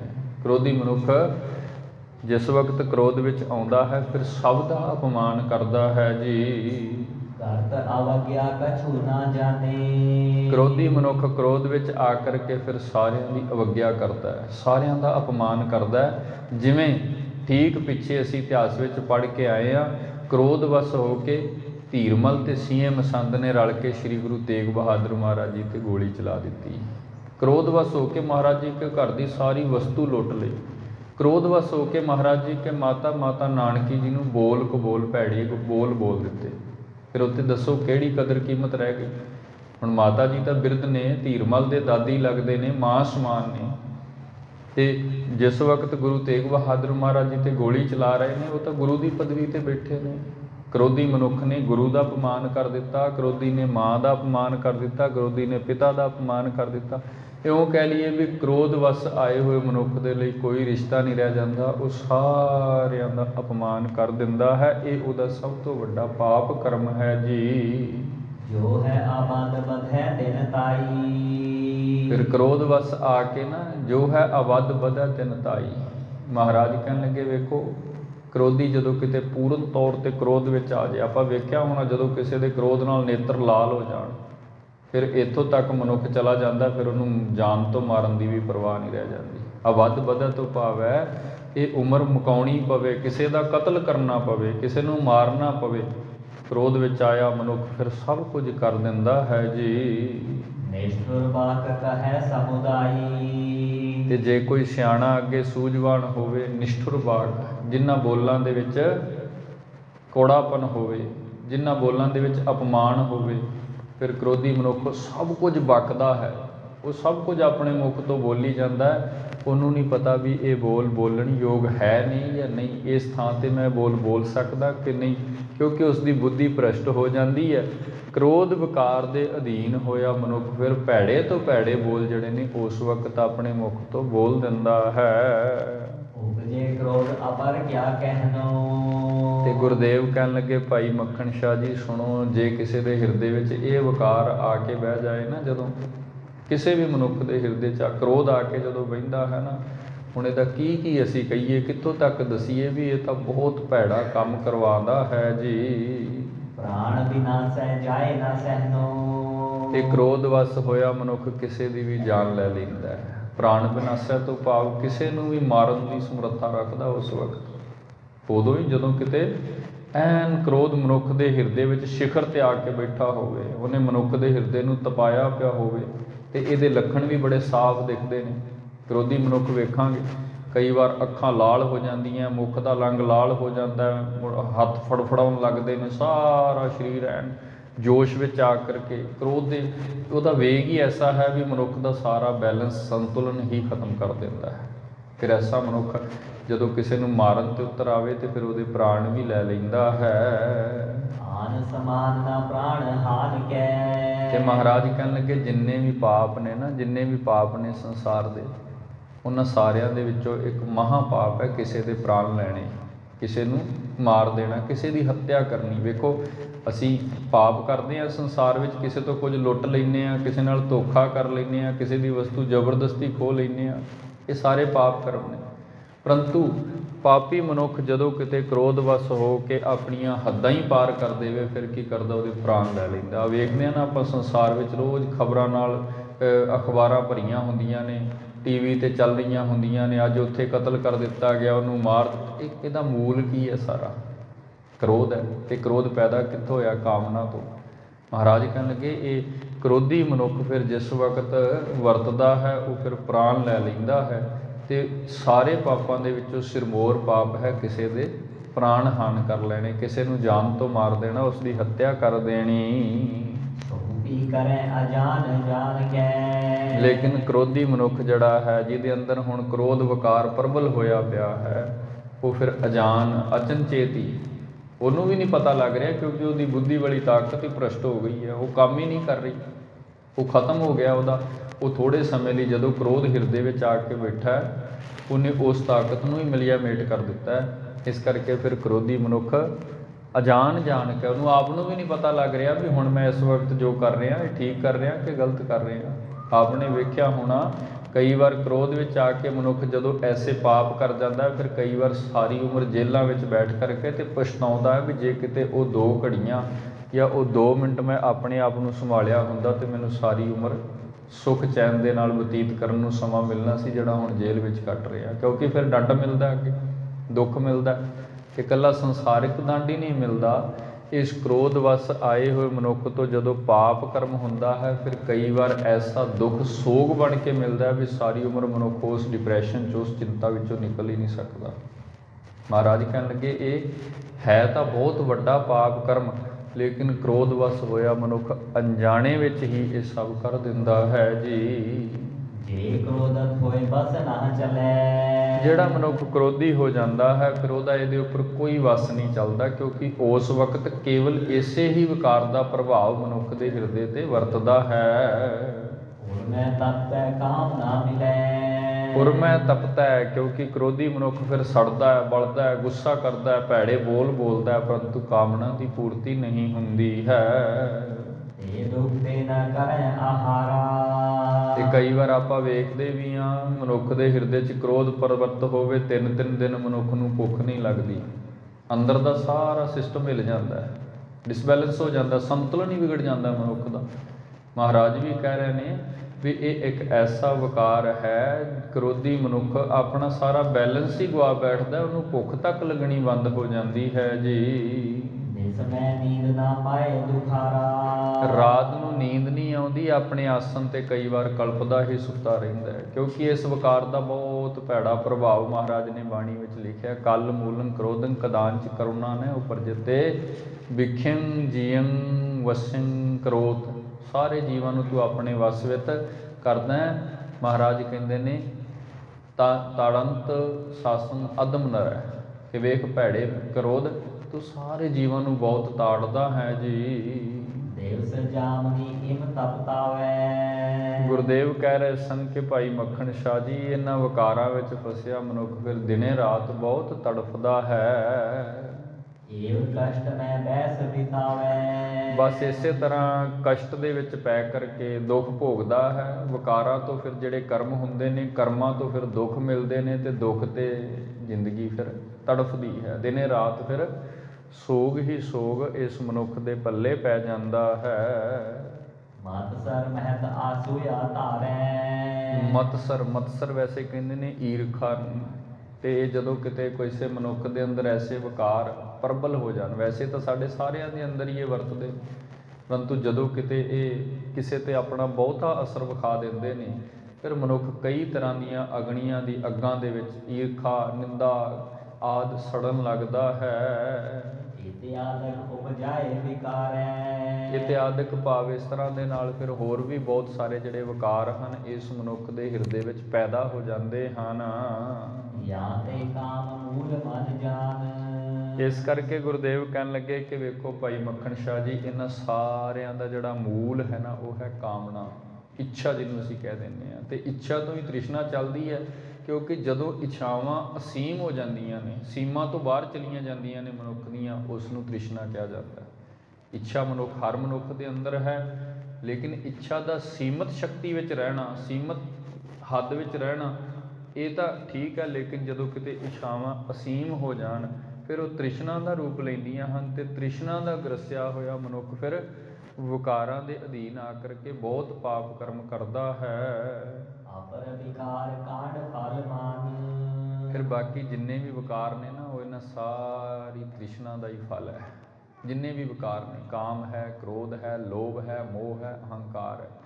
ਕਿਉਂਕਿ ਕਾਮ ਤੇ ਕ੍ਰੋਧ ਦੀ ਗੱਲ ਤਾਂ ਆਈ ਹੈ। ਮੋਹ ਪੈਦਾ ਹੁੰਦਾ ਜਦੋਂ ਕਿਤੇ ਮਨੁੱਖ ਕੋਈ ਚੀਜ਼ ਆਪਣੇ ਹੱਥ ਵਿੱਚ ਕਰ ਲੈਂਦਾ ਹੈ, ਕਿਸੇ ਤੋਂ ਕੋਈ ਡਾਕਾ ਮਾਰ ਕੇ ਲੈ ਲਈ, ਲੁੱਟ ਕੇ ਲੈ ਲਈ, ਖੋਹ ਕੇ ਲੈ ਲਈ। ਅਤੇ ਜਦੋਂ ਤੱਕ ਮਨ ਵਿੱਚ ਇਹ ਬਿਰਤੀ ਪਈ ਹੈ ਵੀ ਲੈਣੀ ਹੀ ਲੈਣੀ ਹੈ ਵਸਤੂ, ਲੋਭ ਹੈ, ਲੋਭ ਵਸ ਫਿਰ ਮਨੁੱਖ ਪਾਪ ਕਰਦਾ ਹੈ। ਅਤੇ ਜਦੋਂ ਸਭ ਕੁਝ ਵਾਪਰ ਜਾਂਦਾ, ਫਿਰ ਇਹਨਾਂ ਸਾਰਿਆਂ ਦੇ ਉੱਤੇ ਸਿਰਮੌਰ ਹੰਕਾਰ ਖੜਾ ਹੁੰਦਾ ਹੈ। ਜਨਮ ਮਰਨ ਮੂਲਨ ਹੰਕਾਰੰ ਪਾਪਾਤਮਾ। ਸੋ ਇਸ ਵਿਧ ਇਹ ਵਿਕਾਰਾਂ ਦਾ ਮਨੁੱਖ ਦੇ ਮਨ ਦੇ ਉੱਪਰ ਇੱਕ ਡੂੰਘਾ ਪ੍ਰਭਾਵ ਹੈ। ਜਿਵੇਂ ਜਿਵੇਂ ਇਹ ਵਰਤਦੇ ਨੇ, ਮਨੁੱਖ ਨੂੰ ਫਿਰ ਤੜਫਾਉਂਦੇ ਨੇ, ਅਤੇ ਵਿਕਾਰਾਂ ਵਸ ਹੋ ਕੇ ਕੀਤੇ ਹੋਏ ਕਰਮਾਂ ਦਾ ਪੁੰਨ ਅਤੇ ਪਾਪ ਬਣਦਾ ਹੈ। ਅਤੇ ਜਿਤਨੇ ਕਰਮ ਵਿਕਾਰਾਂ ਨਾਲ ਵਸ ਹੋ ਕੇ, ਅਧੀਨ ਹੋ ਕੇ ਕੀਤੇ ਜਾਂਦੇ ਨੇ, ਉਹ ਸਭ ਪਾਪ ਨੇ, ਅਤੇ ਪਾਪਾਂ ਦਾ ਫਿਰ ਇਸ ਮਨੁੱਖ ਨੂੰ ਜ਼ਿੰਦਗੀ ਵਿੱਚ ਦੁੱਖ ਭੋਗਣਾ ਪੈਂਦਾ। ਸੋ ਇਸ ਢੰਗ ਦੇ ਨਾਲ ਮਨੁੱਖ ਦਾ ਜੀਵਨ ਚੱਲਦਾ। ਮਹਾਰਾਜ ਗੁਰੂ ਤੇਗ ਬਹਾਦਰ ਜੀ ਨੇ ਬੜੇ ਪਿਆਰ ਸਹਿਤ ਭਾਈ ਮੱਖਣ ਸ਼ਾਹ ਜੀਆਂ ਨੂੰ ਪਹਿਲਾਂ ਆਪਣੇ ਮੁਖ ਤੋਂ ਇਹ ਗਿਆਨ ਬਖਸ਼ਿਆ, ਫਿਰ ਉਸ ਨੂੰ ਕਿਹਾ ਕਿ ਭਾਈ ਮੱਖਣ ਸ਼ਾਹ ਜੀ, ਇਹਨਾਂ ਪਾਪ ਕੀਤਾ, ਅਸੀਂ ਨਹੀਂ ਕਰਨਾ। ਇਹਨਾਂ ਦੀ ਇੱਛਾ ਸੀ, ਇਹਨਾਂ ਦੀ ਬਿਰਤੀ ਲੋਭੀ ਹੈ, ਇਹਨਾਂ ਨੇ ਕ੍ਰੋਧ ਵਿੱਚ ਆ ਕੇ ਸਾਡੇ 'ਤੇ ਗੋਲੀ ਚਲਾਈ ਆ। ਭੈੜਾ